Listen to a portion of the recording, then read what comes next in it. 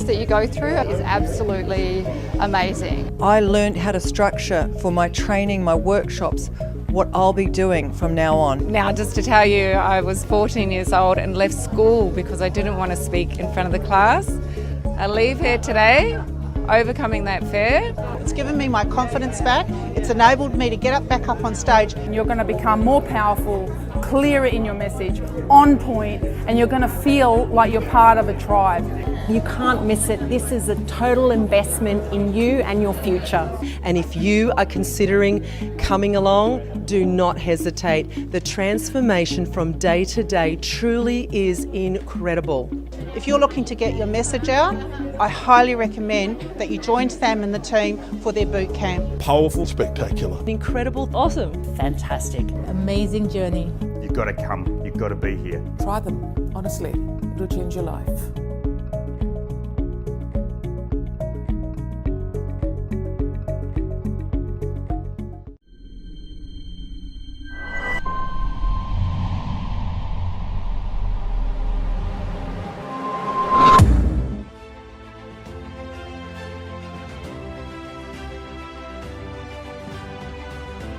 What if I told you that there is a place where you can dream big? A place where you can learn how to be an influencer. A place where you can collaborate with others. What if I told you that there is a group of people just like you? A group that's committed to make a positive impact. A group that believes in what's possible for the future. What if I told you that we can help you make a difference? We can arm you with the right tools to never be underpaid, undervalued, and underrecognized. What if I told you that you can join today, like right now? It's time to make a difference. It's time to shine. This is Speakers Tribe.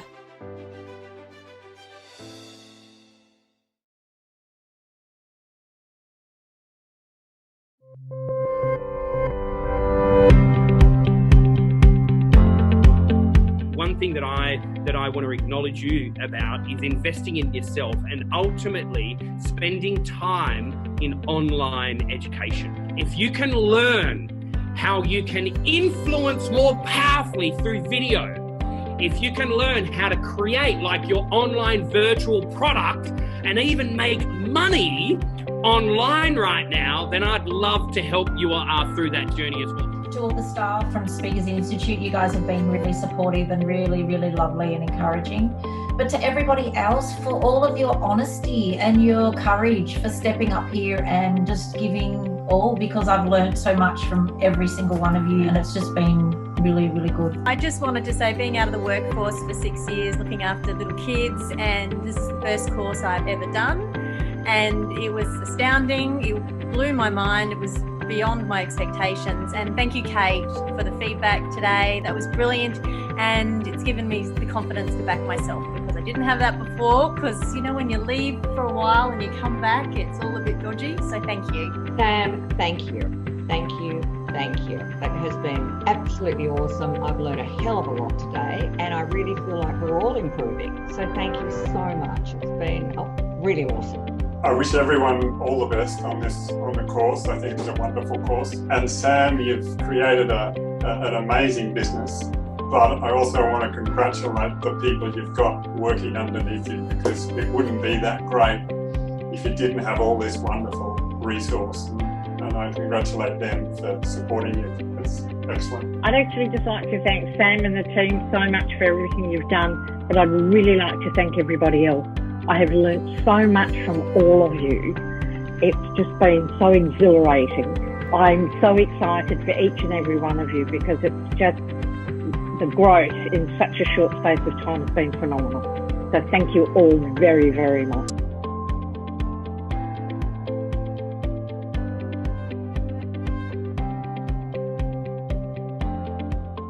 Welcome to Speakers TV. My name is Sam Cawthorne, CEO and founder of both Speakers Institute, Speakers Tribe, as well as also here Speakers TV. And my mission is to give you some of the best speakers in the world.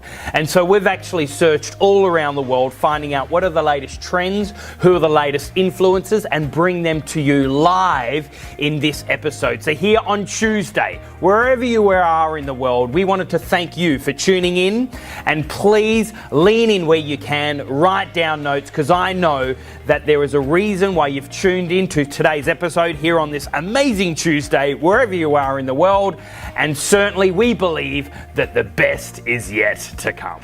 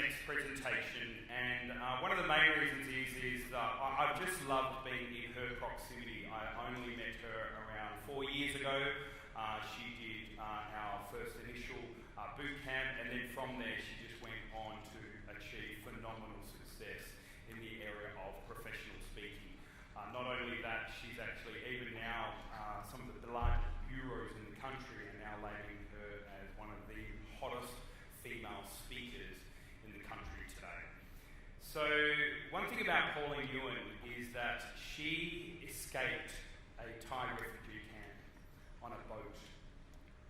From there, then she came here through to Australia.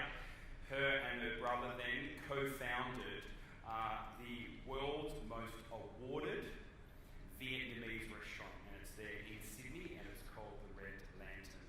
Not only that, she also wrote her best-selling book as well.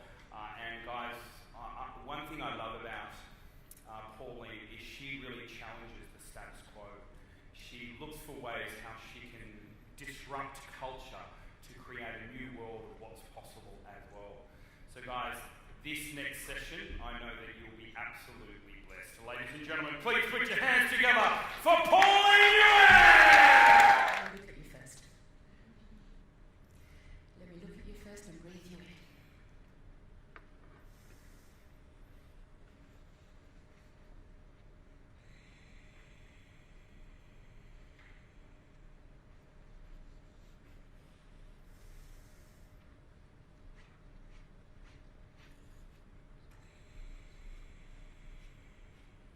You must realize what an honor and a privilege it is for me to be standing up here in front of you all today, in front of some badass leaders, peak performers and fellow change makers. I am humbled to be in your presence because I too am not a fan of mediocre. And I wanted to acknowledge each and every one of you here today for removing yourself from your familiar and coming here today and connecting and learning from each other and developing and growing yourself, because I too am a massive fan of development. Professional development, business development, and especially personal development. I turned 45 this year. I've been in business now for half my lifetime. And over the years, I have invested a lot of time, a lot of money, and a lot of energy investing in myself. Investing in not only my mindset, but also my heart set, and my soul set, and my health set. Over the years, I've come to understand that personal development cannot happen unless personal disruption happens first. Over the years, I've come to understand that I cannot change my personal reality unless I change my personality. I am continuously rewriting my story. I am continuously redesigning my destiny. I am continuously reinventing myself. I'm continuously questioning my own stories and questioning the existing paradigms and consistently transcending the status quo so that I can become the woman I am destined to be. The person I am meant to be, not the person they told me I should be. Thank you for allowing me to be with you today. When Sam first shared with me his intention for this event, I resonated immediately, and I couldn't help but think how many times I've been asked in interviews and in conversations, how is it that Red Lantern is still around after 16 years? And what do you guys do to compete in such a saturated and fickle and challenging industry? And my answer always throws them. You see, I don't view the top restaurants in Sydney as our competitors. We are our biggest competitors. Why would I waste my valuable time and my valuable energy focusing on and worrying about what the others are doing? I know where I would rather focus on. We must write our own rules. We must run our own race. And we're still around because simply we have more grit than anyone else we know. We understand that persistency is the new currency. We must practice never give up-ology.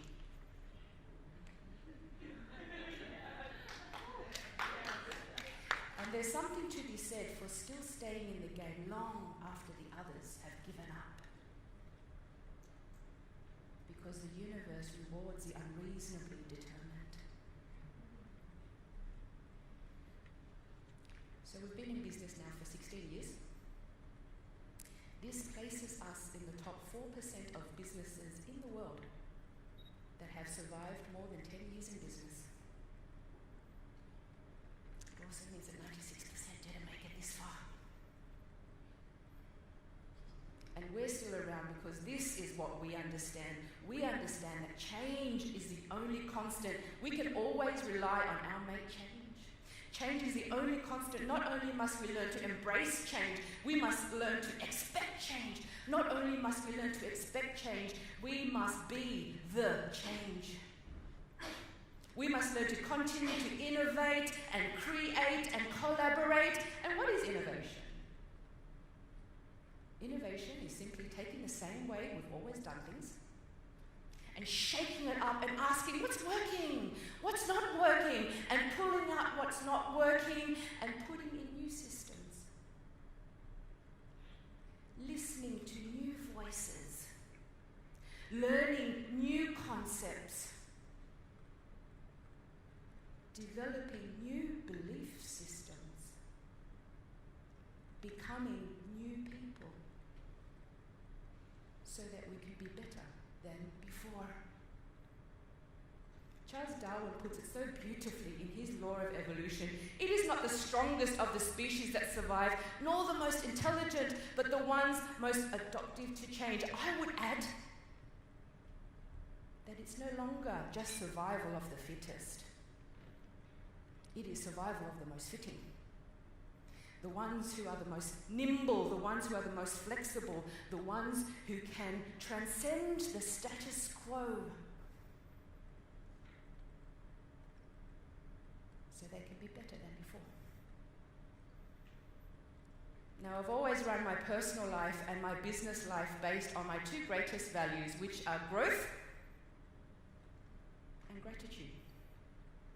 And it is at the intersection of growth and gratitude, which is where I thrive. And I'm so grateful to be standing here today, to be able to share with you a part of my story. And I wanted to ask your permission. I wanted to ask your permission if it was okay that I got a little bit personal with you today. Is that okay?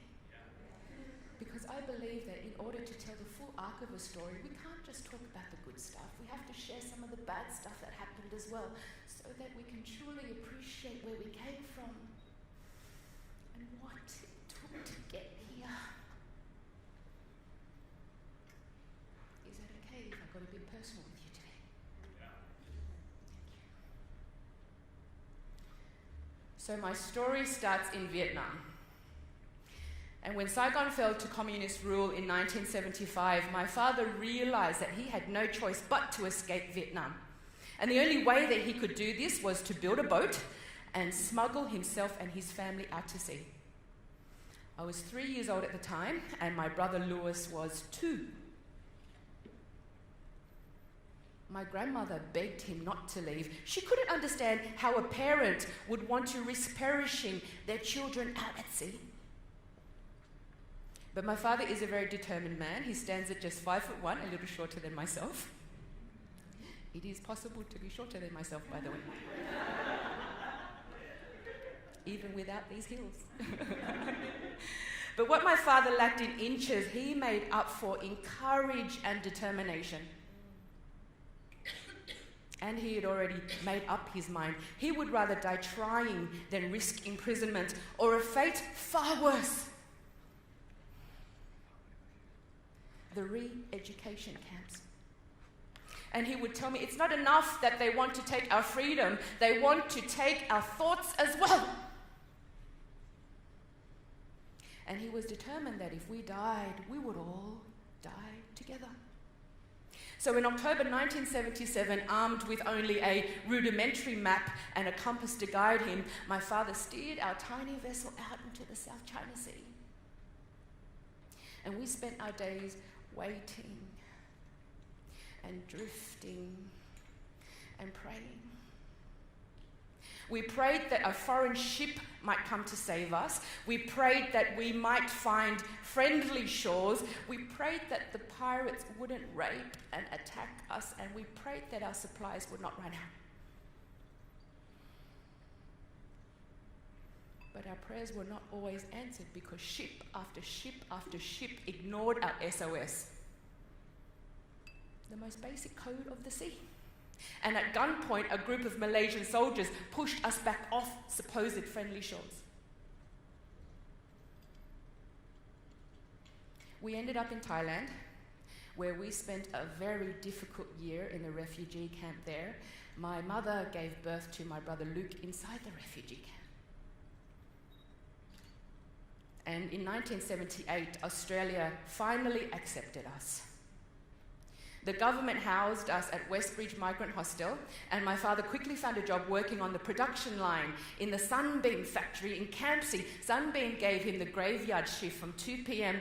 to 2 a.m., and they gave him all the jobs that nobody wanted. The train ride home was the worst, my father would later tell me. Every night was dangerous for him. The locals threatened to beat him, and the bigots threatened to kill him. Go home to your own country, you bastard! They would yell at him every night. They didn't understand why we were here. People are always afraid of what they don't understand. My father cried every day going home on that train. A lot of us cried in those days. We came into this new world with nothing. Nothing. No house, no job, no money. We didn't know the laws, the language, or the systems. My father had nightmares. And it's the same dream over and over. He's back in Vietnam. He's preparing for our escape. He's back in the water, drifting day after day with nowhere to go, and then he wakes up. My father had constant flashbacks to the war. Part of his job as a lieutenant in artillery was to go back to the scene and count the dead bodies after a kill. One shell killed so many people, and the scars from his own bullet wounds resembles a question mark down the length of his spine. But determined to succeed, my father took on a second job and then a third job. And at home he was always angry. He had an anger in him that none of us could explain. He would yell at us, he would throw things, he would smash things, and sometimes he would just stand there and scream and scream. He was like a faulty pressure cooker about to explode in our faces at any time. If someone were to ask me now what it is that I remember most about my childhood, it would be the overwhelming stench of fear. Fear followed me everywhere that I went. Fear stayed with me every day. I know what fear smells like. I could not get rid of the stench of fear.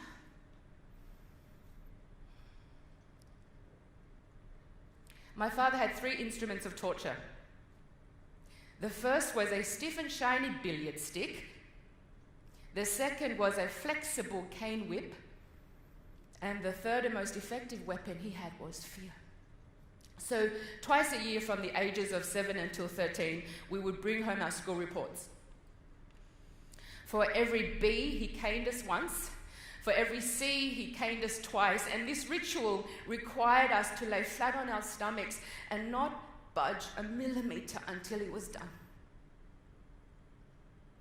Blow after blow, hacking at the flesh of our buttocks and our thighs. And then when he was done, when we were lying there in a bloody heap, he would throw us $1 for every A. Every day in the 7 days leading up to report day, he would lay out his instruments of torture for us kids to see, and every day we would hold each other and we would pass them and we would rock each other and we would say, "Be brave. It'll be over soon, just be brave." The reality of our lives was unfair, unkind, and affectionless. Mentally and physically, we were strong. Emotionally and spiritually, we were a mess. My father was determined to raise 4 high achievers. He wanted to make sure that the sacrifices he and my mother made were honoured. But desperate for a better life, my father quickly moved us to the outer western suburbs of Cabramatta. Anyone here from Cabramatta? You know where it is, my old stomping ground? He chose Cabramatta for its strong sense of community. He loved the idea that so many of his friends had created such a life for themselves in a short period of time. He understood that the secret to their success was an unconditional dedication, which was often fueled by an underlying desperation. And it was during this time that he was struck by the entrepreneurial bug. And he was struck hard. And of all the businesses that he could have opened, he decided to open a video library. "Why a video library, Dad?" And he would say, "Because all Asians love action movies."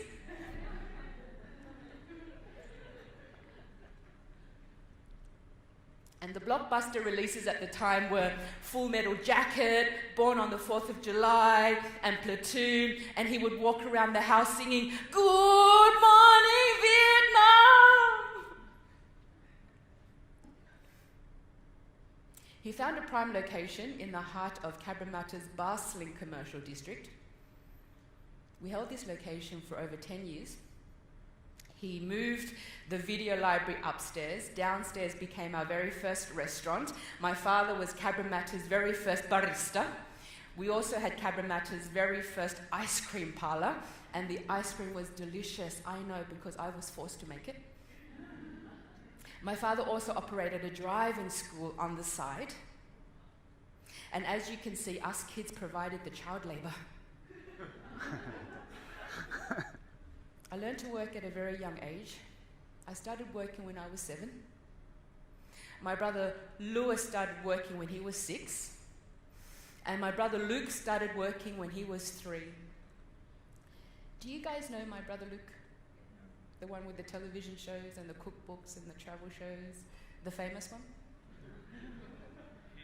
This is him here at the age of 3. He's on top of Lap's driving school car. Lap is my father's name. He is holding a can of Tui's Draft. He has the mandatory Asian bowl haircut. Sometimes my father would use an ice cream container, so we had the square thing going on. And we have license plates Gun 771 because my father couldn't get Gun 007. So every day before school, we would drive out to the restaurant. My brothers would help my parents set up the tables and chairs inside and outside. I would be in the kitchen helping my parents with the mise en place. We'd catch the train to school, we'd catch the train back to the restaurant, we helped clean up after lunch service, we helped set up for dinner service, we caught the bus home to Bonnyrigg, where I made my brothers do their homework and their household chores, and we raised a whole bunch of attack dogs as well, because all Asians love attack dogs. And this went on for years and years and years, so I practically raised my brothers on my own while my parents worked and worked and worked. And on top of all of this, we had to get good grades as well. So needless to say, growing up was shit! Growing up was so shit. But one thing was for certain. My father had created 4 tough working machines. He instilled into all of us a ferocious work ethic. But by 17, I'd had enough.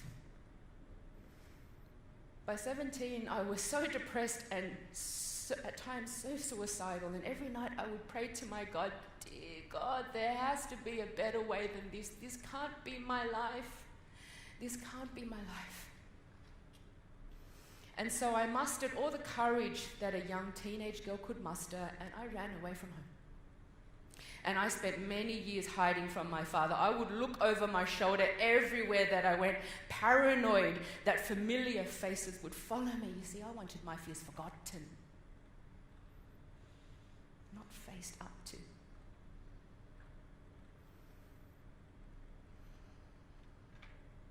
I put myself through university.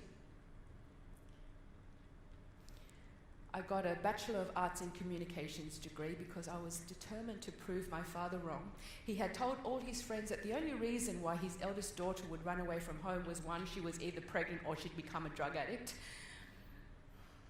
I worked so hard to get that degree. And every semester I would send home to my father my university reports, but I would cut out my home address so that he wouldn't know where I lived, but so that he would know there were some things I would never forget.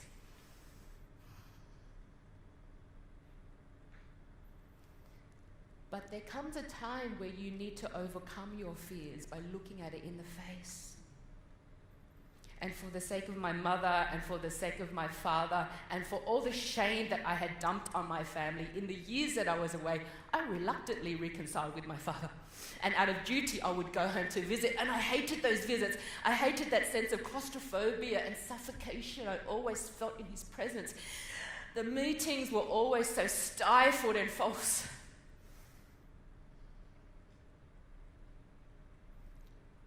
But what I hated the most about those visits was the overwhelming realization that I had grown up to be just like him. Just like him. I too was angry all the time.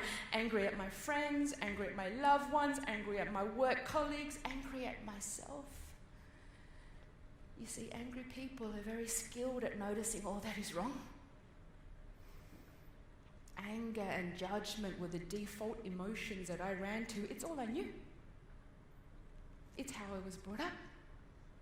It's what was downloaded onto me. Error detection and judgment were the emotions I ran to. My neuroscience coach refers to it as the right-wrong virus. A mind operating system that has error detection and judgment at its core. This is essentially a prevalent human condition. You see, those who judge the most are always secretly the ones who feel the most judged. And I carried this anger with me for many years. And later, when my husband and I decided to have children, I was determined that the cycle end here. I was determined that the cycle end with me. I was determined to not pass on my anger to the next generation.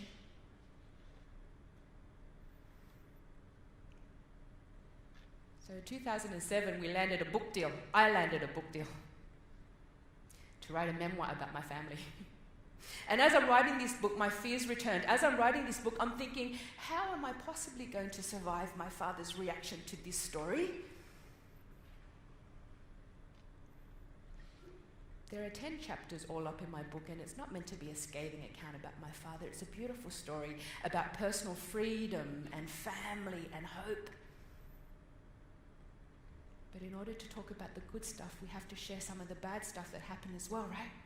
And it was my intention to finish my book and then give it to my father in its entirety so that he could see the full arc of the story, so that he could see what a beautiful story it really is. But by the end of the 7th chapter, my father demands to read my story, and I freak out.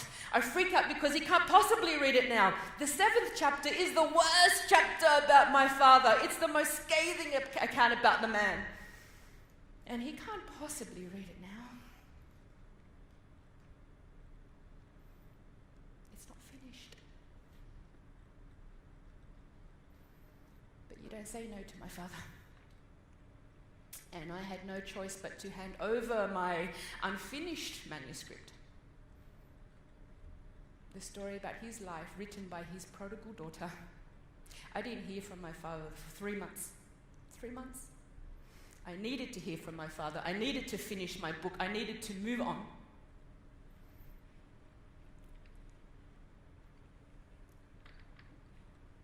So Father's Day came, and I decided to go home and face the music. I'm in my car. I'm driving home to Bonnyrigg with my brand new baby daughter Mia, and I am so nervous and so scared by this confrontation that I can hardly breathe. My throat has clenched up, my shoulders ache, I feel sick in my stomach. And I'm not scared that he's going to hit me or be violent or do anything like that. I'm scared because I'm about to do something that's never been done before. I'm about to confront my father to end this family's pattern. I'm about to face my fears so things can be better than before. So I'm at the front door, and I've brought with me a case of my father's favourite red wines as a peace offering. They open the door, they see Mia, they take her from me, they're so happy to see her, they kiss her and they cuddle her, and I see that they've created a feast for me. Caramelized pork,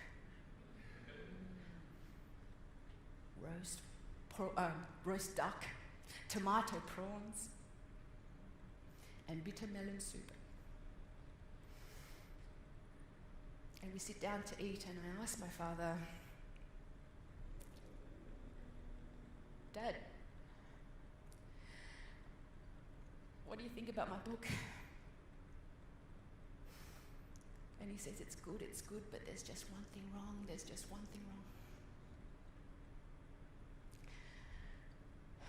What's that one thing, Dad? The fish sauce recipe is wrong. What do you mean the fish sauce recipe is wrong? We sit down to eat and we pretend some more and we pretend some more. And I ask him again, Dad, come on. What do you think about my book? And he gives me the same response about the bloody fish sauce recipe. I am so frustrated at this stage. We're never going to connect. I'm never going to finish my book. I'm never going to be able to move on. I grab my baby, I grab my things. I'm about to leave and I ask him one last time, Dad, please,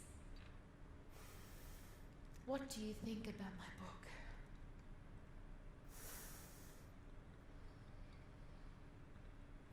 And in a voice so sad and serious, he asks me, do you know why Buddha sits on a lotus flower? No, Dad. Why does Buddha sit on a lotus flower? He says there's nothing as beautiful as a lotus flower.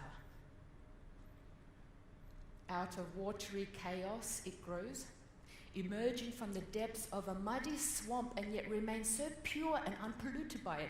So pure you can eat it, all of it. The leaves, the seeds, the stems, the roots, the petals. But the lotus flower has another characteristic. Its stem, you can easily bend, but you cannot easily break. It has tenacious fibers that hold the plant together. My children are lotus flowers. You have grown out of the aftermath of war. You have grown up in Cabramatta during its murkiest time, and you have grown out of me. I am mud, I am dirt, I am shit. I am very lucky to have you all.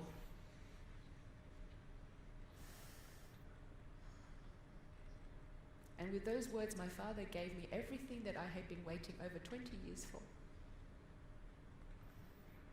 He never gave me an apology. I didn't need an apology, but what he did give me was acknowledgement. Acknowledgement of the harm that he had inflicted. My father later tells me that there is a right time and a right place for everything. He said that had he read the book 10 years ago, he would have exploded, and he would have probably beaten the crap out of my brothers and my mother and myself. But he says there is a right time and a right place for everything. I believe that the universe will only hand to you that which it knows that you can handle at any point in time. The universe will only hand to you that which it knows that you can handle at any point in time. Life has beautiful timing, does it not? Fast forward to 2018, and we have the Red Lantern restaurant, the most awarded Vietnamese restaurant in the world. And under the umbrella of Red Lantern, my husband Mark, my brother and myself, my husband is the white guy. Asian guy, not husband, he's my brother. And under the umbrella of Red Lantern, we make television, we travel the world, we coach, we speak, we mentor. And life today is not without its challenges, but life today is exhilarating and it's fun and it's eventful. But it hasn't always been like that, far from it. Far from it. Red Lantern opened 16 years ago, and we opened with a bang. We were fully booked every night, and the wait list was long. This was a great problem to have, but it was a problem nevertheless. You see, we all knew how to work hard. It was literally beaten into us.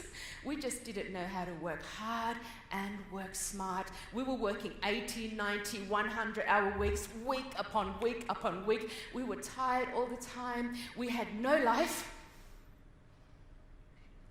Luke's dreams of entertaining his mates at the front of house never happened because he was stuck in the kitchen all the time.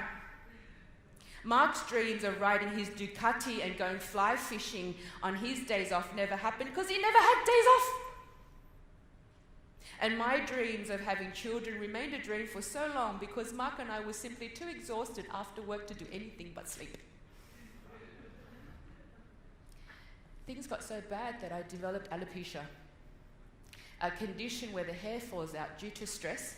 And in the first month of operation, we won Best New Restaurant, Best Asian Restaurant. The wait list got longer and longer, and sometimes the phones would ring so hot that the whole system would just crash. And one night after a really long and difficult service, we sat down for our after-work beer. It was 2 o'clock in the morning as usual.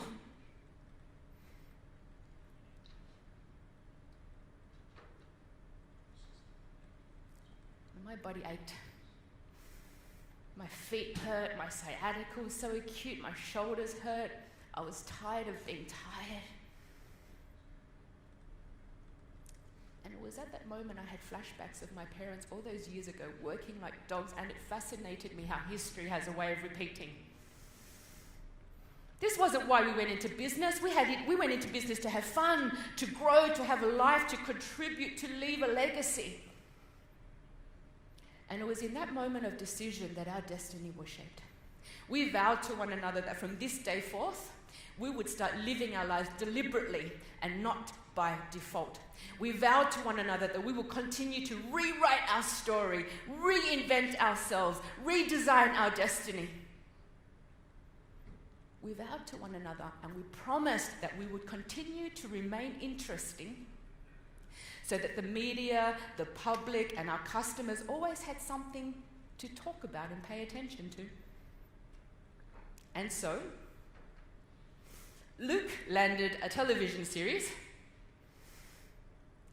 multiple books, travel shows, and his shows now air in over 120 countries around the world, making him one of the most syndicated chefs in the world.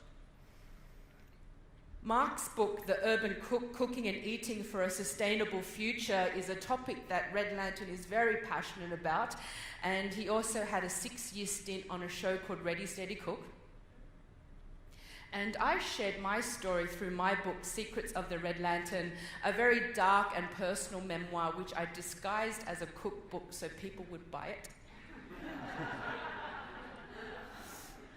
It worked a treat. I won Debut Writer of the Year for it. It became an international bestseller and has completely changed my life.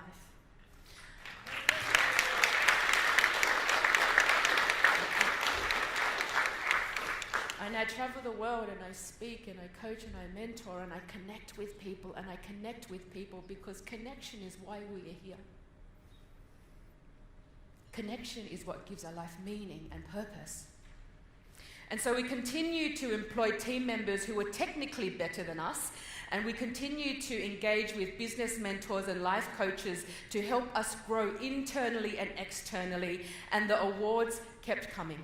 We've won wine awards, restaurant awards, speaking awards, book awards, but the award I'm most proud of winning is the Telstra Business Award for medium businesses. We beat like 6,000 entrants. I worked so hard for that award.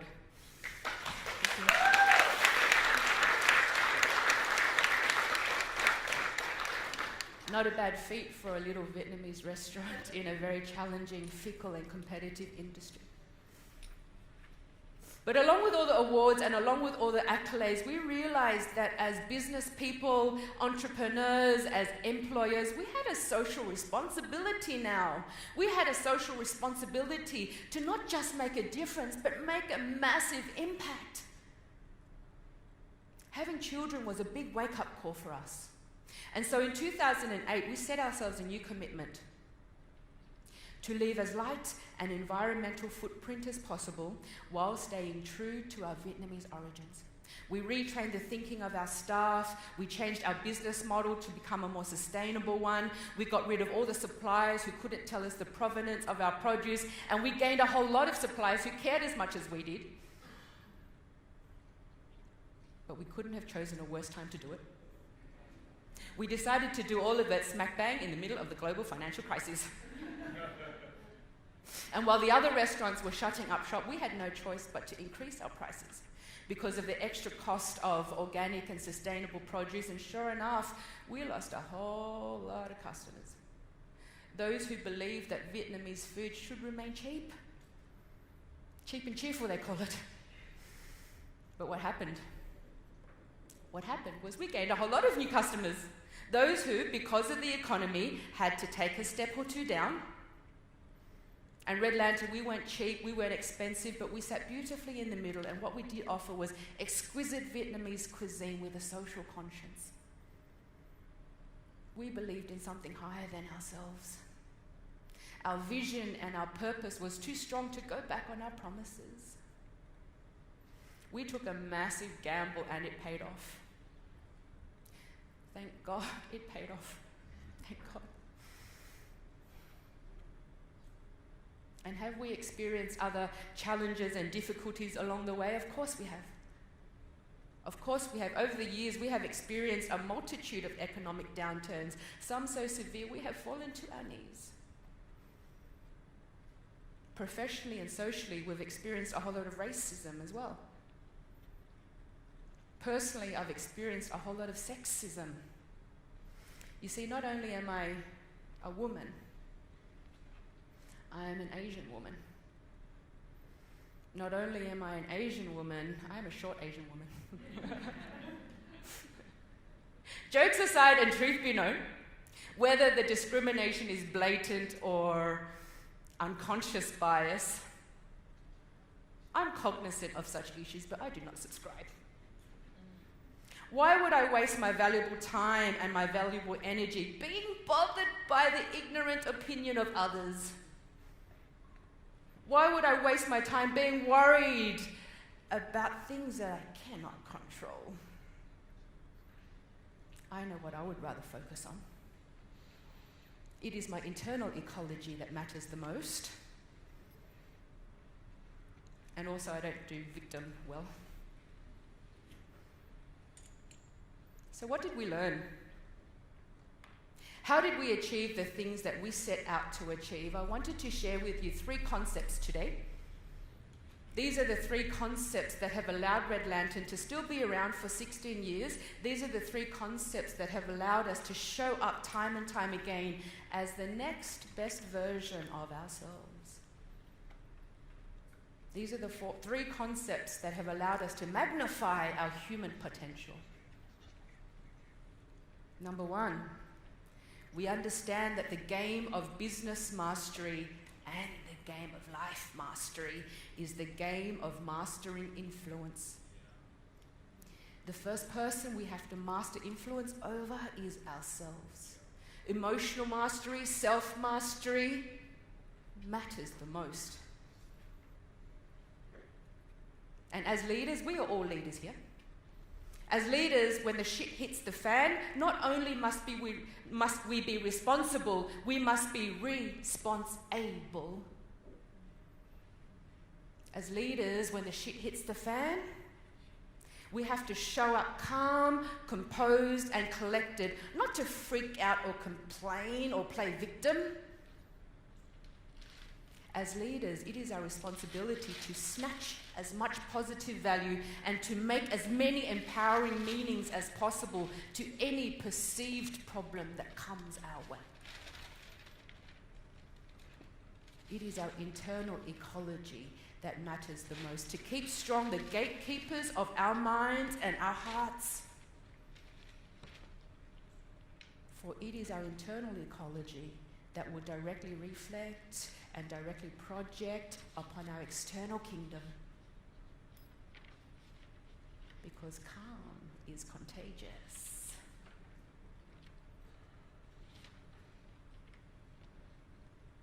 As leaders, your people will always follow the most calm and composed leader. As leaders, we are always being watched. 2, the obstacle is the way. May I have a show of hands who has read this book? So good. I was in a stadium of 4,000 people and 4 people read the book. I'm glad that I can give you value in this way. The obstacle is the way, the timeless art of turning trials into triumph. The art of turning trials into triumph is written by a guy called Ryan Holiday. Holiday has a background in marketing. Holiday argues that obstacles do not inhibit our success. Obstacles create our success. And how we respond to obstacles, respond, not react. How we respond to obstacles is what defines us. Because from here to there, from here to the other side of the obstacle, if I have to smash through it, dig under it, climb over it, run around it, from here to there, to the other side of the obstacle, is my pot of gold. Because man, the new systems I've got to implement, the new voices I've got to listen to, the new belief systems I have to adopt, the new person I have to become from here to there to the other side of the obstacle is my pot of gold. Because the universe will only hand to you that which it knows that you can handle at any point in time. So that problem you have, the problem that you're losing sleep over, the problem that you're so stressed about, what if it wasn't so bad? What if you could make yourself so expansive and so elevated that that problem becomes so small? And what if embedded inside that problem were benefits designed especially for you? It's the same in business. Bad businesses are destroyed during crises. Good businesses survive. Great businesses thrive. Great businesses use the obstacle as a launching pad. They flip the situation around, they dig deep, they find whatever benefits there are, and they use it as fuel. They turn misfortune into good fortune. I call this being unfuckwithable.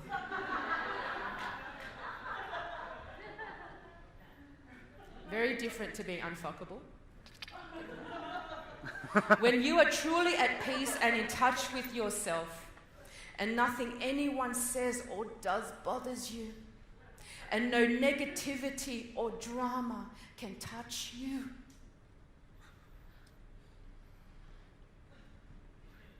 Success, true success, isn't about having the best P&L or the best marketing strategy or the most social media following. True success starts from the inside out. True success is about having the best mindset, the best heart set, the best health set, and the best soul set. Because that cave that you fear to enter holds the treasures that you seek. The obstacle is the way. And the last concept is my secret weapon. I'm often asked, how is it that I have the time to do all the crazy stuff that I do? I do a whole lot of crazy stuff. I'm an adventure and adrenaline junkie. And between my husband and I have 2 children. Between us, we don't have nannies or babysitters. We do it amongst ourselves because for me, it's not about time management. For me, it's about energy management. And the last concept is my most powerful energy management tool. I meditate. I've been meditating now for the last 15 years. I meditate an hour a day, sometimes twice a day. Meditation allows me to show up as my next best self time and time again. Meditation allows me to show up in the face of any obstacle with dignity, grace, cheerfulness, and poise. Meditation allows me to transcend the status quo, to practice the art of acquiescence, of finding cheerfulness and compassion even in the toughest of times.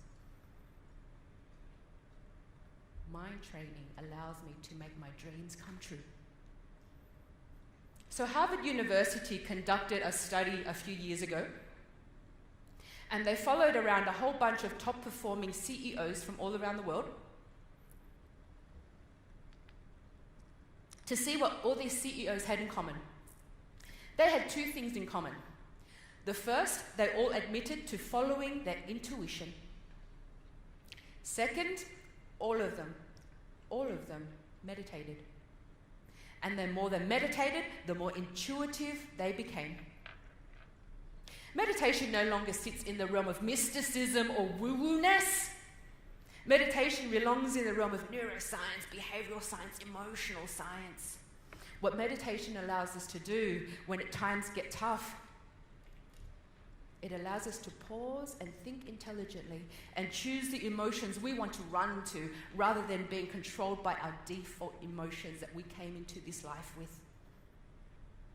When the going gets tough, meditation allows us to choose how we want to show up. And I ask you, how do you want to show up? How do you want to show up in the face of your customers, in the face of your employer? How do you want to show up in the face of your lovers and the face of your children? How do you want to show up in the face of yourself?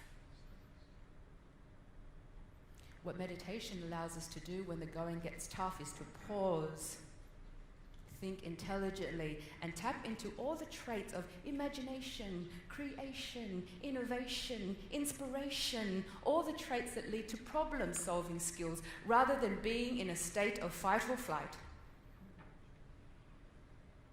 I had the absolute privilege of having lunch with Captain Kevin O'Prey. He's the captain of the Queen Mary II.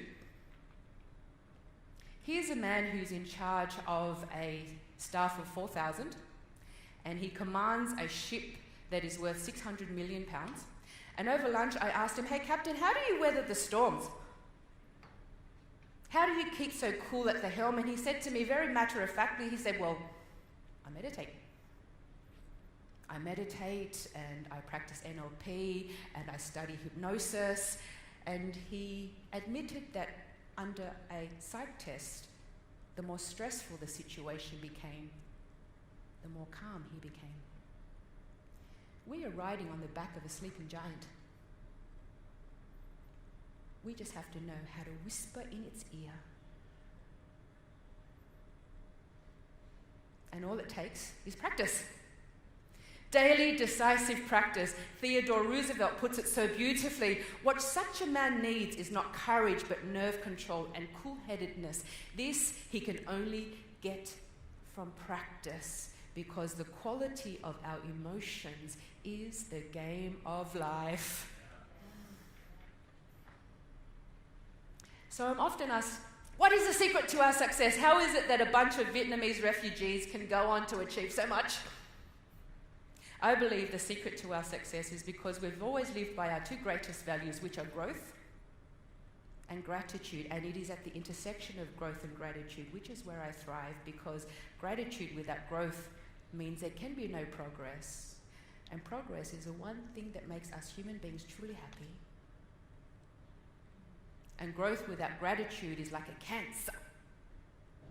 I've never believed that I'm the victim of any of my circumstances. I believe that I am the beneficiary of all the things that have happened to me and of all the times that I've chosen how to show up. Can you imagine if we lived in a world full of beneficiaries and not victims?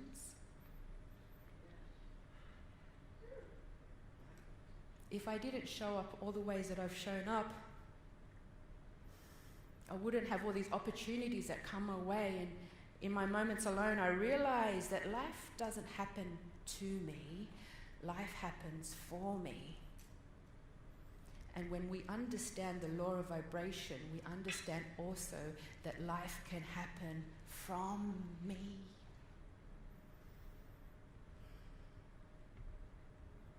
If I didn't go through all the things that I went through, I wouldn't have these three amazing people in my life today. My husband, Mark, my daughter, Mia, and my son, Jethro. What a lucky beneficiary I am. What a lucky beneficiary I am. So for the last 16 years, Red Lantern has experienced some of the most rewarding and delicious times. We've also experienced some of the most tumultuous and horrific times. But we will continue to evolve, and we will continue to overcome, and we will continue to transcend the status quo and rewrite and redesign and reinvent ourselves. Since day one, our credo has always been to share the journey. Not only our journey as individuals, but our journey as a collective. And from the bottom of my heart, I want to thank you so very, very much for allowing me to share with you my journey today. Namaste.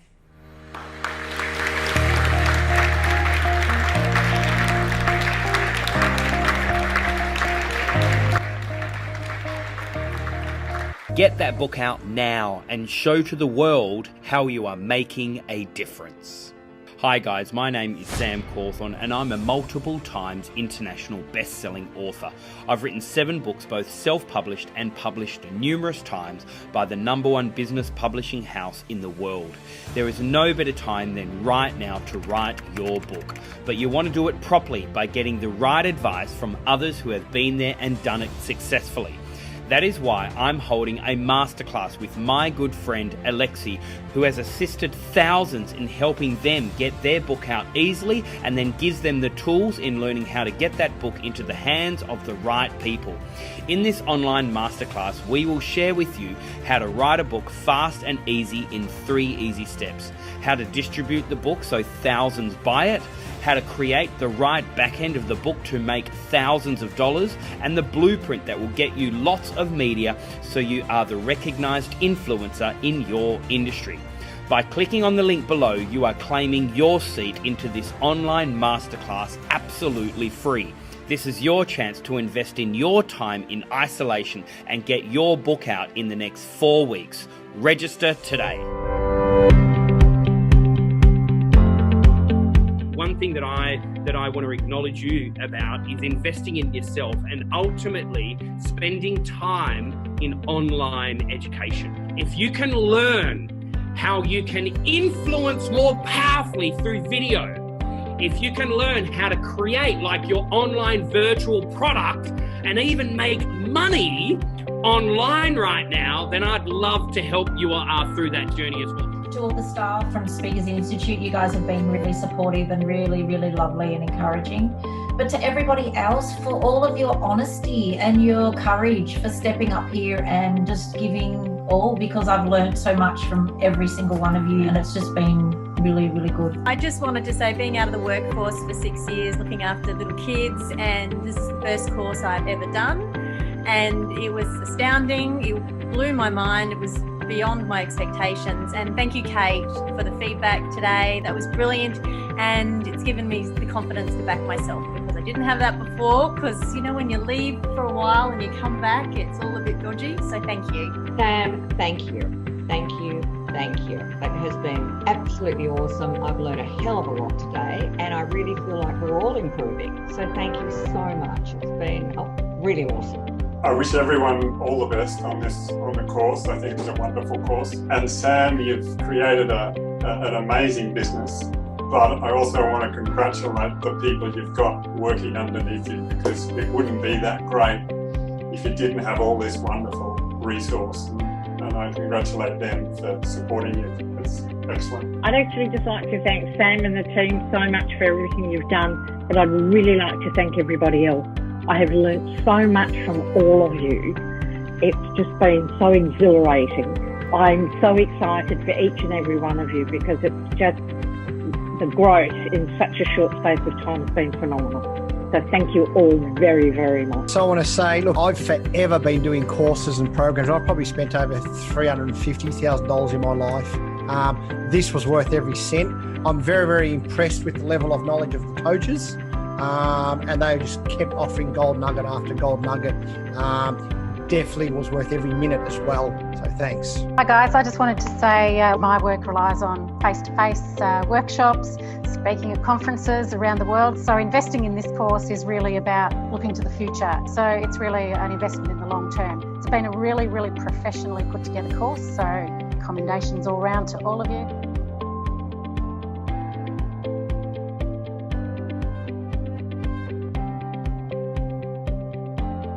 Amazing experience that I've had in a lifetime. The coaches were phenomenal. And I've found the process that they follow and the material that they have presented us excellent. Practical tips to really improve the performance. It has shown me new ways to look at how I approach what I'm saying, how to say it, and how to engage the audience.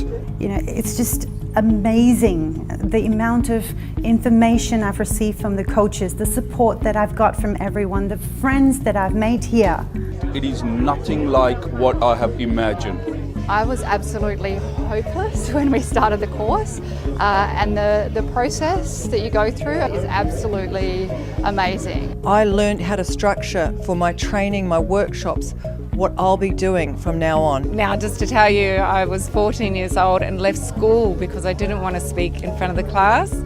I leave here today, overcoming that fear. It's given me my confidence back. It's enabled me to get back up on stage. And you're going to become more powerful, clearer in your message, on point, and you're going to feel like you're part of a tribe. You can't miss it. This is a total investment in you and your future. And if you are considering coming along, do not hesitate. The transformation from day to day truly is incredible. If you're looking to get your message out, I highly recommend that you join Sam and the team for their boot camp. Powerful, spectacular. Incredible, awesome, fantastic, amazing journey. You've got to come, you've got to be here. Try them, honestly, it'll change your life.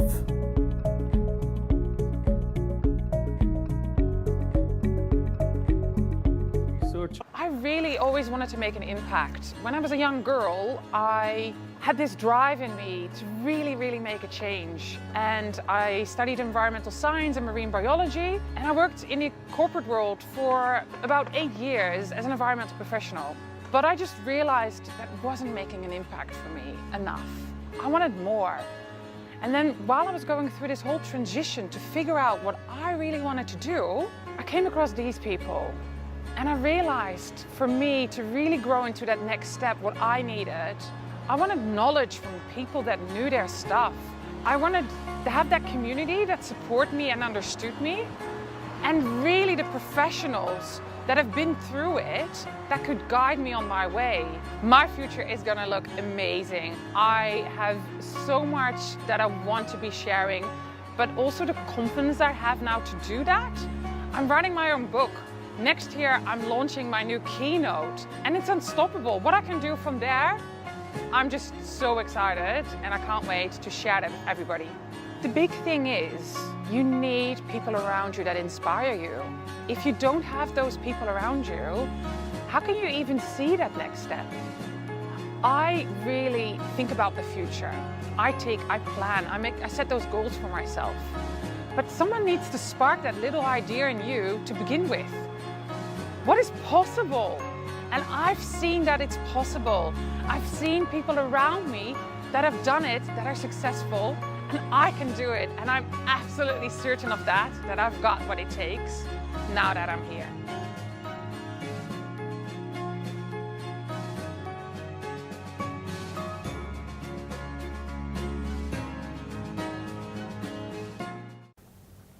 This is the Celebrity Authority Show. Please welcome your host, Sam Cawthorn. Yay! I'm excited. We have Kate Birchell in the studio. Thank you so much for joining us, Kate. Thank you very much for having me, Sam. So you're an expert and coach in lactation. Yes. Is that right? That's correct. What exactly is that? That is a specialist in breastfeeding support for mothers. And you've always been in this field for how long? Over 30 years, yeah. My passion. I began as a mothercraft nurse. I saw a need to support mothers and help with feeding, and I climbed the ladder, more or less, with my own education to reach to where I am today. Kate, I'd like to talk about that in a moment, but I'd like to also hear a little bit more about your story and your journey, because you also live with a disability. I do. Is that right? Tell us a little bit more about your story. Okay. I was hit by a car at the age of 4. It was a head injury, so I'd lost all my learnt skills. I was unconscious for 10 days. You were in a coma for 10 days. I was. They didn't know it was a long time ago, so they didn't know what was going to be my prognosis. Was there anyone else hurt in the accident? No, I was hit by a car with a number of other children. I decided to cross the road and got hit. So my family have been very, very strong, supportive, and brought me up as a normal child. You know, got me going, got me doing things. So can I just go back for a moment? So you were in a school trip, and you were crossing the road by yourself, or? No, I was at, we were at a children's party. The mothers were all chatting together. The children were all together on the footpath. Quiet street. Half the children went across the road. I stayed with one of the other children to buckle up their shoe. I got tired of waiting. And I wanted to go and join the other kids, and I didn't look, and I took it across the road. And I was hit. And was that here in Australia? Yes. Yeah, in the suburbs of Melbourne. Of Melbourne. Yeah, okay. Melbourne. Yeah, yeah. So you were in a coma for 12 days? Yep. Lost all my skills. Part of my brain was affected, so the other parts of my brain took over. I was very, very lucky at the age of 4 that my body compensated. So, apart from my spasticity down one side, I've been very, very fortunate. I've been able to keep going and doing what I want to do. Tell us a little bit more, the spasticity on one side. What does that mean? At first, my right arm did not work for 6 months, and eventually it came good, slowly. The spasticity gives me limited movement, I get, but it'll go off and do its own thing when I'm really tired, and I don't know where it is. Used to be when I was a kid at school. You know, when you use your pencil and your rubber, the rubber would be in this hand, it'd be up here, and I'd need to rub something out. I'd forget where have I lost? Oh, it's up there in this hand. So, yep, my right leg stunted growth, muscle tone's different. I walk with a limp. I live with that. I didn't realise it was that bad watching all the videotapes of recent years.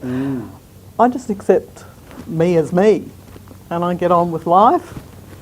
I think I probably strive more because I want to achieve. Kate, you are so inspiring, and thank you so much for joining. So tell us a little bit more about your journey towards being an expert in lactation. Did you become a nurse as soon as you left school, or? No, I actually worked in childcare when I first left school. Chose that path, which was mothercraft, nursing and childcare. But I really loved my placement in hospital. I found my niche, my passion was caring for babies and mothers. Over the 30 years, what we do is very different. It's got more and more positive, the care and the way the care is given. I chose to self-study and sit the international exam for lactation consultants. What initially made you curious? Like, why lactation? Why did you decide that was there? Is there a story associated with that, or you were just simply curious towards that specific pathway? I think just curious, yeah. Yep. Okay.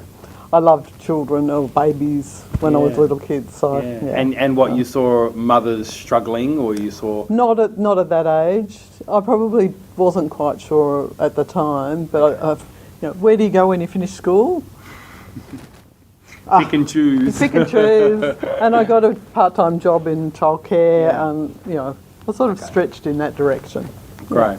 Yeah. So then you did the lactation course, etc., and then you went on to be. I did the mothercraft course and worked in the hospital for about 7 years, and saw that the hospital was behind the times. So I did that further education so that I could have a voice to make a change. Great. And that's why I became an international board lactation consultant. And then I wanted to do more. So then to get more of a voice, I got involved in board sides of the Australian team, which is international, which is LACANS, which is Lactation Consultants, Australia and New Zealand. I started as secretary, I'm now the president. Wanting to make a difference in the world with mothers and babies and the support systems that teach them. Yeah, and congratulations. So for people out there that may be a nurse or a midwife, or even someone that knows a mum or someone that's struggling in this area, what's some advice that you could give to them to either help or assist others, or maybe even for a mother that's currently struggling in this area? What's some advice that you could give to them? Okay. Depending where they are, take a breath. Remember, your baby is your baby, and they love you, you love them. Just take time. I think the first thing for mothers, if they're about to have a baby or before, on that birth, all being well, put skin to skin with that baby. Apart from keeping the baby warm and comforted and settled, it also helps to bring your hormonal levels up, to bring up your milk supply. It's also a love hormone that it kicks in. It's called oxytocin. It's got a lot of good feeling. You get it when you hug someone for more than 20 seconds. It is an amazing hormone. Yeah, right. It's really important to hold the baby well and close without layers of clothing between the two of you, mother and baby. Get the baby close and well positioned. Makes a huge difference at how much that baby will latch and how well that baby will latch. Yeah. Kate, over the last 20 years, are there any worrying trends that you are concerned about when it does come to motherhood in general? Obviously, you've been in the industry now space for so many years. I'm sure you've noticed some trends that are leading towards. Are there any worrying trends that's worrying you, or is it more positive signs? I think people are more anxious about getting it right straight away, which makes it really harder because you're already anxious, which the babies read your feelings. Just step back, take it easy, take it slowly, breathe. Let the baby find their way. If a mother lays back with a baby on their chest, they will settle better, they will reconnect and often crawl their way. It sounds crazy, doesn't it, crawling? But they do actually find their way, and they can self-latch in many cases. Yeah, right. Kate, if there was a quote or something that you've been really inspired towards, all throughout your journey, if there's a message or a specific thing that you wanted to share with everyone out there, what is your most favourite message or quote that you've heard? There are so many with breastfeeding. I think, at the moment, it would be mother's milk is liquid love. That is beautiful. That is absolutely beautiful. And what's next for you, Kate? I mean, obviously, you've reached the pinnacle of your industry. You're president of the association, etc. You're travelling the world. You're sharing the message. What's next? I think speak. Get that more out there. Professional speaker. To those just starting in the midwifery area, they need to know the basics, those simple things, so that the mothers don't get to the pitfalls of those babies not getting enough milk or those nipples getting really, really, really sore. And Kate, you are the right person to have that voice in the marketplace, without a doubt. Kate, what do you do for yourself to recharge? What do you do for you so you still operate at the level that you do operate and you still become the best at what you do? What do you do for you? I go to a gym about 3 times a week and I play tennis. Very active, good. Active tennis. Yeah, well done. That's really... Kate, thank you so much for joining us here on the show. However, look, just before you go, we have a challenge. For all of our we have a challenge for all of our participants that come along. You don't have to, but the challenge is 10 questions in 60-second challenge. So Kate Birchell, do you accept the challenge? I will. All right, Kate, your time starts now. Favourite colour? Green. Favourite food? Avocado. Ooh. Favourite celebrity? Djokovic. Djokovic, yes. Favourite actor? Julia Roberts. Ah, she's a great actress, isn't she? Favourite professional speaker? You, of course. Thank you. Favourite book? I Get You by Warren Tate. Ah, very good. Favourite movie? Pretty in Pink. Pretty in Pink. Oh, what is it? What's Julia Roberts' most famous one? Pretty Woman. Woman. Yeah. Pretty Woman. Favourite city? Favourite city? Melbourne, of course. Yeah, of course. Yeah, that's where you live. Favourite drink? Gin and tonic. All the way. And favourite pizza topping?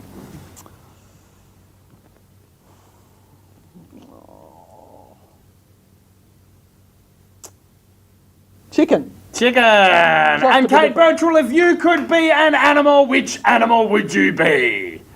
A kangaroo. Why a kangaroo? Because they have their baby with them for so long in their pouch and they get around. Very Kate Birchell, thank you so much for joining us here on the Celebrity Authority Show. Thank you. Thank you. Henry Keogh knows a lot about the power of choice, particularly its power to break free from negativity, despair, and hopelessness. He should know. He spent more than 2 decades in jail, learning some of life's toughest lessons. His new passion is sharing the battle-proven tools he acquired so others can break free of their life's prisons. Strap into your seats as Henry revealed how he masterminded Australia's greatest jailbreak. Ladies and gentlemen, this is Henry Keogh! Have you ever been blamed for something that you didn't do? Imagine being blamed and punished severely for something that never even happened, because that's exactly what happened to me. My fiancée died on a Friday, 3 days after her 29th birthday and just 6 weeks before our wedding. I came home and found Anna slumped, motionless in the bath. My brain screaming at me, get out, get her out, and she'll be okay. I'm desperately trying to revive her until the ambos can come and take over, praying all the time that I won't lose her. My dread turns to reality when they stop working on her and say, we're so sorry. There's nothing more we can do.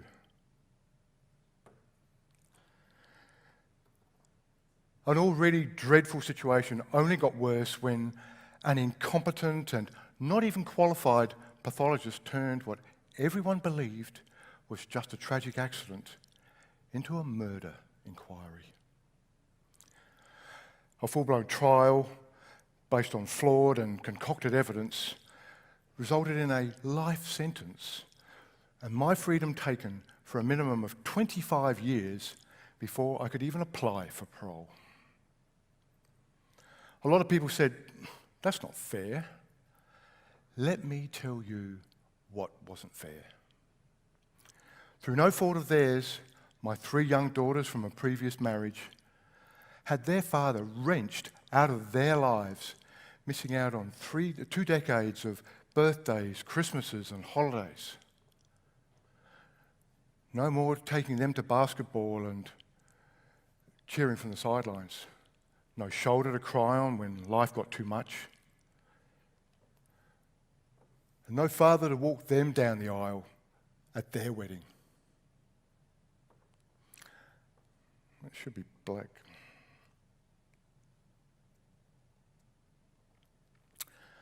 Instead, only heartache, schoolyard taunts, and awful, awful prison visits.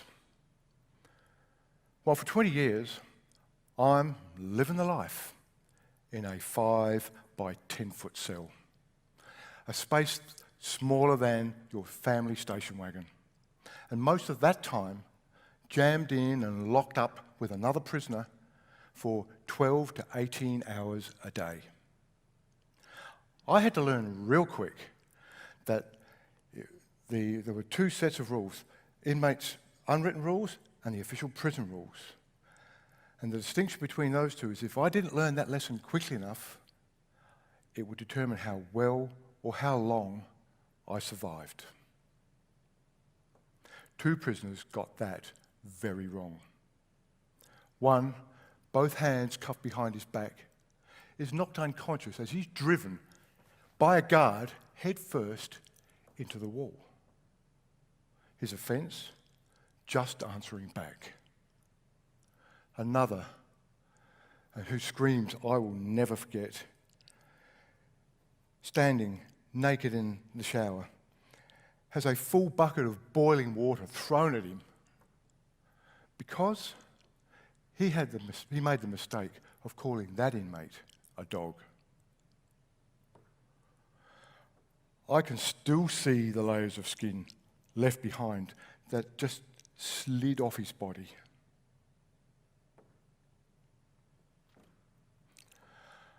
I've been asked if I experienced threats or violence. Yes, and my silence was bought with the threat of harm to my children. I believed I'd die in jail. I believed that just because of the countless despair, depression, how could I not? I stopped eating because sustaining a body and a mind that had been stripped of power, all dignity, and worse, any hope, it seemed utterly pointless. I fell into deep depression and I considered suicide. But knowing what that would do to my children and a promise that I'd made to my father, even that release was denied me. If I had to stick it out, I knew I had to choose my own path to freedom. I set what I believed were 3 achievable goals. I knew I had to look after my head, my health, and my heart. But I still stumbled. I fell back, and I nearly gave up many times. Excuses are always easy to find, aren't they? I'm only human. We all are. Controlling the voice in my head was my first goal and the hardest part of the battle. If I had to stop obsessing over things I had no control over, if I couldn't control it, I trained myself to let it go.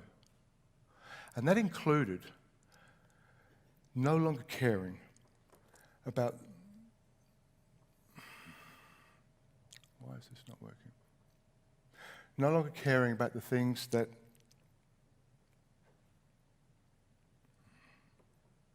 Hang on, it's that one there. About the things that people said, thought or said of me.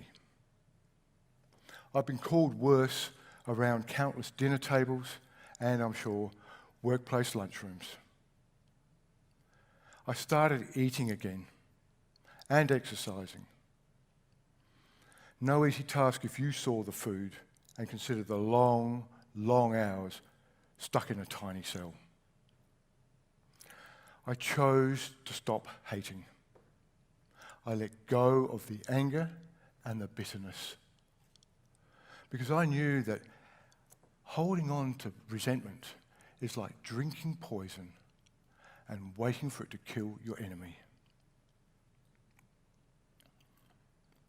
It was those 3 choices that allowed me to break out of my darkest prisons and gave me true freedom, freedom behind bars. Then, finally, a breakthrough and one I hardly dared believe. 100-year-old law was rectified and transformed my appeal from a political football back to a legal matter. A 20-year battle had revealed not just a culture of obstruction, denial and lies, but critical evidence that the prosecution and the government had kept hidden for nearly 10 years. If you think miscarriages are a rare event, think again. Research shows that the rate is between 2 and 5%. That means of the 526,000 people who were convicted last year in Australia and declared guilty, between 10,000 and 26,000 of them were innocent. Now that's a travesty whose ripple effects touch far, far too many people. So, in 2014, after 7,523 days, my conviction was overturned.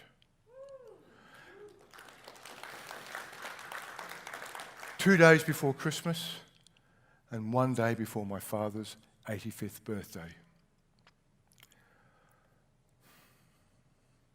Dad and I had kept our pact to stay alive for each other. And he said, "Son, this is the best birthday present I've ever had." But you want to know the best part? That breakout was not limited to just me. Tomo and I met in jail. His life of prison started when he was 14 in boys' home. In and out on petty crimes for 23 years meant he was doing a life sentence on the instalment plan. One day while we were queued up waiting for the phone, he admitted, "I've only been out for 4 Christmases. I am so sick of this shit. Jail, release, jail again. I have nothing. And outside of prison, I am nothing." He'd noticed a change in me, a calmness he couldn't understand. And he said, "You're a lifer, man. How is it you managed to keep your shit together?" I said, "One thing I know, Tomo, is that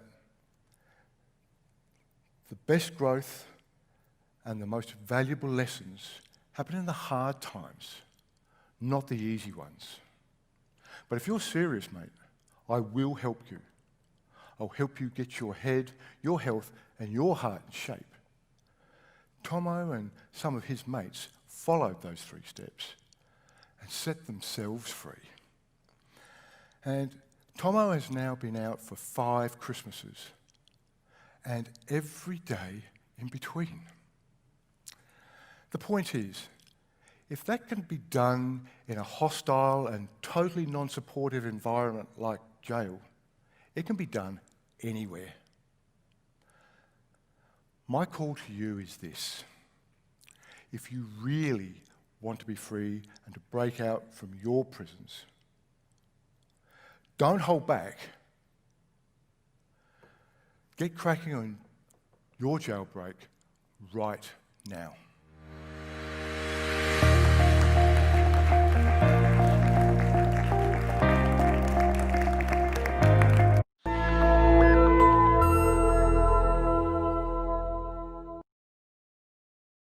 Hi guys, Sam Cawthorn here, CEO and founder of Speakers Institute and also Speakers Tribe. I'm super excited about today's video because it's all specifically around persona. Now, the dictionary meaning of the word persona is actually more around a character of what you display. Whereas for me, the way that I look at this is, what exactly do you want to emulate to the world? In other words, what do they see? They meaning your customers, your clients, your marketplace, etc. What exactly is the brand that you want to have out there in the marketplace? What is the persona, the character, the presence, the visual image of what you are portraying out there in the marketplace? You know, I've done a lot of media, right from TV all the way through to radio, as well as also some print media as well. And I've been really consciously aware exactly how I look, particularly in both the print media, in my photos, as well as also on the camera on TV as well. From my shirt through to the coloured jacket, through to my unshaven look, all the way through to my smile and my charisma, or my certainty and my confidence and my seriousness. So that's exactly what we will be unpacking today, is what exactly do you want the market to see you as? How exactly do you want you to be seen? Is it professional, serious and credibility-like? Or is it more joy, playful, fun and entertaining? Or maybe it's just simply a little bit of a mixture of both. We're going to unpack that a little bit today.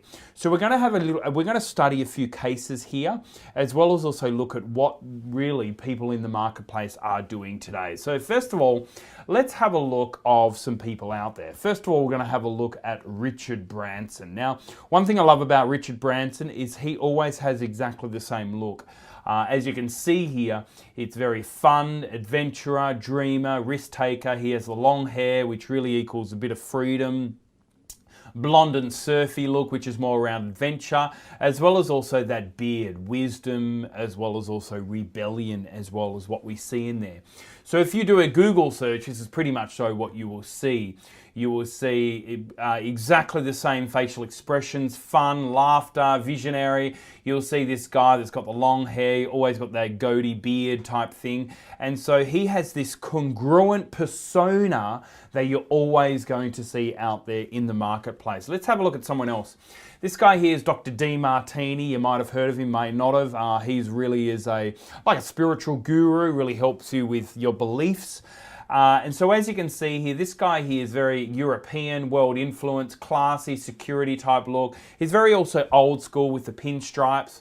Expensive quality, high roller, as you can see there. Page boy haircut, which is very his signature look, which you'll see across the board. His suits are all very power suits, quality, double-breasted, clean cut. He's a sharp businessman. So again, if you have a look here at the Google search, he pretty much has exactly the same look across the board. Again, this is the persona that he has out there in the marketplace. Now let's have a look of Kylie Kwong. She is a celebrity chef, if you don't know who she is.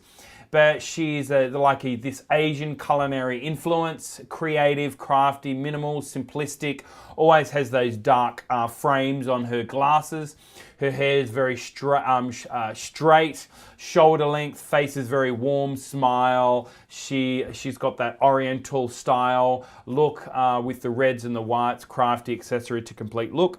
And then again, if you have a look at her Google search and images, you will see pretty much exactly that same look with those big glass lens and obviously also that shiny black hair as well. Let's look at Naomi Simpson, CEO of Red Balloon. As you can see here, she always wears red. I really like her, and one of the main reasons is she always is congruent with her persona out there in the marketplace. So as you can see here, passionate, consistency, welcoming, that hair length always just above the shoulders, brand always dressed in variations of red. Again, if you do a Google search here, you can see pretty much across the board, she wears exactly the same red across the board. So again, very, very congruent with her persona. Let's have a look at one more, which is Sarah Blakely. She is the founder of Spanx. And so Sarah, as you can see here, confident, approachable, reassuring, assertive. Her hair, long blonde, loose and wave, smile, attire brand, and bold colors. So again, if you do a Google search on her, pretty much exactly the same. Every single one of them is very that smiley look. So as we're looking at these, I want you to start thinking of what exactly is your own persona out there in the marketplace, and how do you want other people to view you, your character, your personality, all just simply from images, which is your persona, yeah? So I want to take you through right now my journey. So as you can see here, this was me 4 or 5 years ago. I was very much so sort of a page boy look, all very clean shaven, and really trying to have that mixture between schoolboy all the way through to a young professional. This was my persona in the marketplace. And so what we then needed to do was really look at how I can transform that to be an authority person in the marketplace, to be the #1 expert in the marketplace. So what we did here is we needed to uncover a few things. The first one here was personal heroes, people I respected and admired, the style of these heroes, then really identify the future me, exactly where I wanted to create my new signature look. We looked at my closet, leaving the past and having this brand new future, everything from my strengths all the way through to the design and creation of this new look, which is who I am today. So then we looked at some wardrobe here. We looked at both shaved, unshaved look. We looked at everything from sneakers and professional look through to business shoes, etc. Was it jeans or was it suit? Was it a mixture of both? Was it suit or was it just simply collar without a tie? And we explored all of this, and as you can see here, we looked at a lot of different ways here of what would be this new look for me in the marketplace. And as you can see here, this is what we came up with. We came up with that real crisp, professional look. There's no huge smile there as such, but there's certainly a visionary eyes that's looking out there into the distance with a real clean-cut suit, starched collar, and so on and so forth. And so as you can see here, the contrast of the person beforehand through to the person I am today.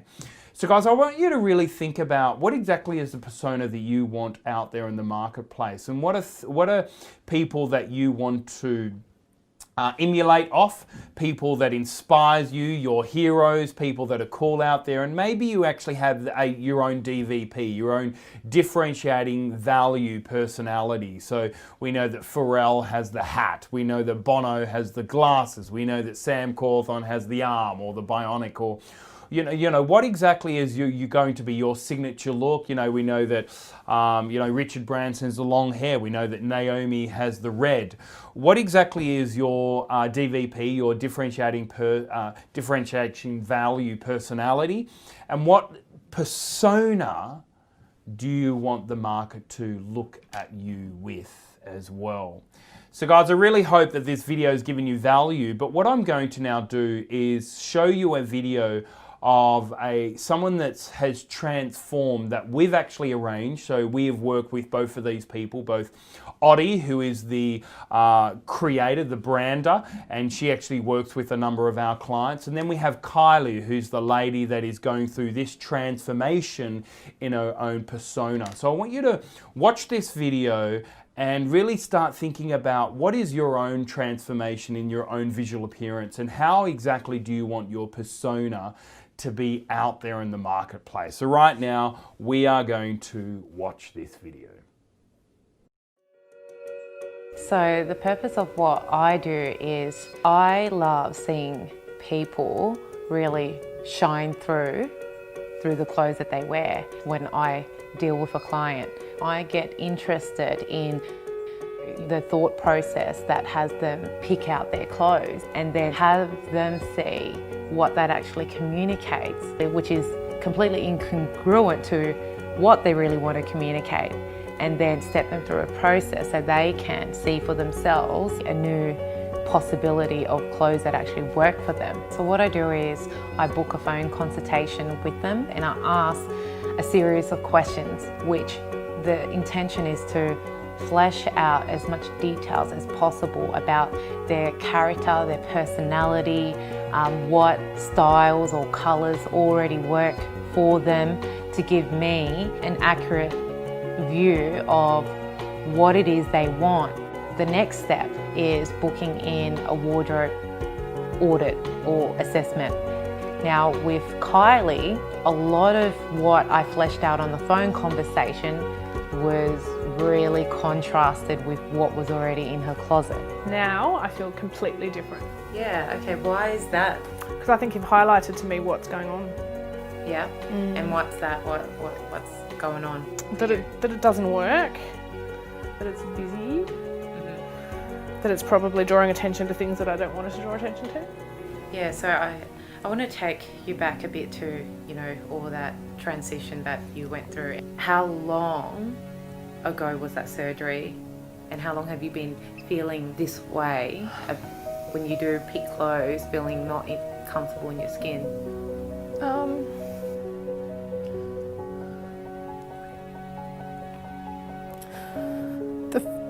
The first surgery was November 13, and the last one was September 2014. And were these dresses purchased before or after your surgery? That one before and everything else was after. Okay, and I can see already what's in this section is very busy, very loose. Yeah, it's almost like a copy and paste, isn't it? Yeah, all of these had been picked out to really hide what's been going on with you. You're not comfortable in your own skin. And what else? Like, what's all this emotion about? It's not a nice way to feel. And now you can see, basically, this is, you know, not the message you want to communicate to people. You know, so I now want you to get connected to what do you love about your business and your job? In a way, I suppose I'm in the transformation business myself, but it's around relationships and it's around helping people connect more authentically with each other. And when there's barriers in the way between that connection, helping them to see what they are and accepting each other who they are. And it's funny.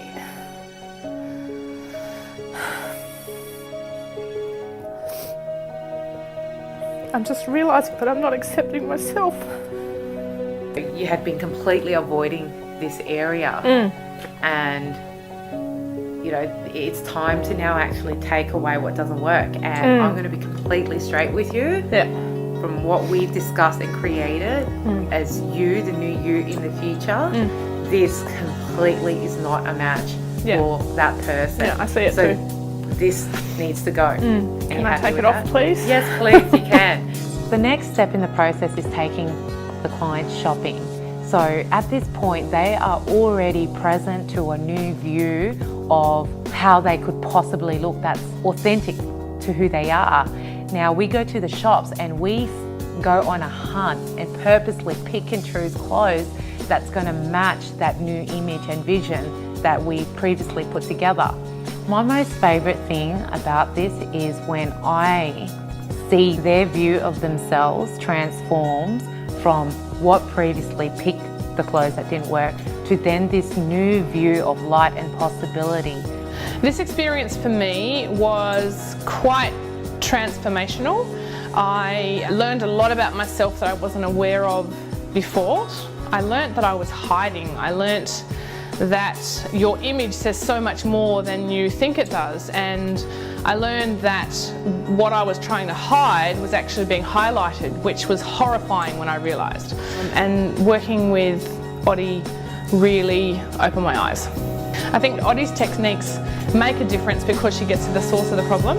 If I hadn't been taken to the reason why I was doing what I was doing, I would have just kept making the same mistakes without even knowing why. When she pointed it out, I knew what the problem was, we fixed it, and I'm moving forward.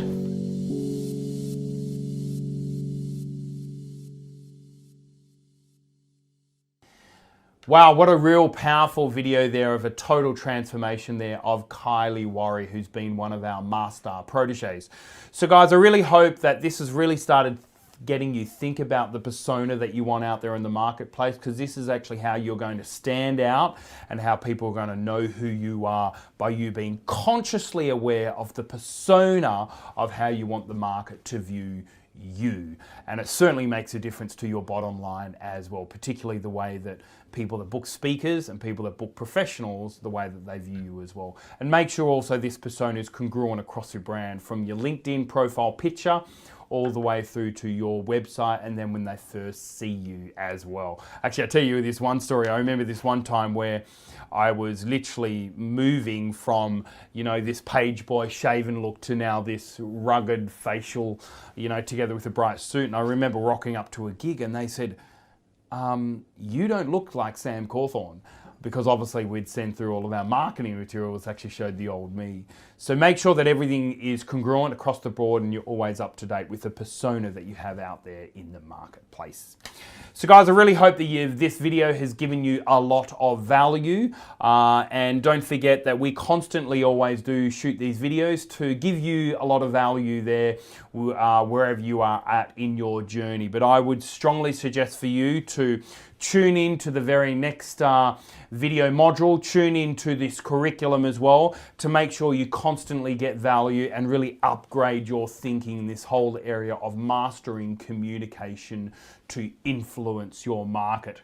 The next one we have straight after persona is that we do have packaging. So super excited about how to package or maybe even build a course so you can get paid while you sleep. So guys, really looking forward to talking to you all again really soon. Again, my name is Sam Cawthorn, CEO and founder of Speakers Institute, as well as also Speakers Tribe. I'll see you very soon.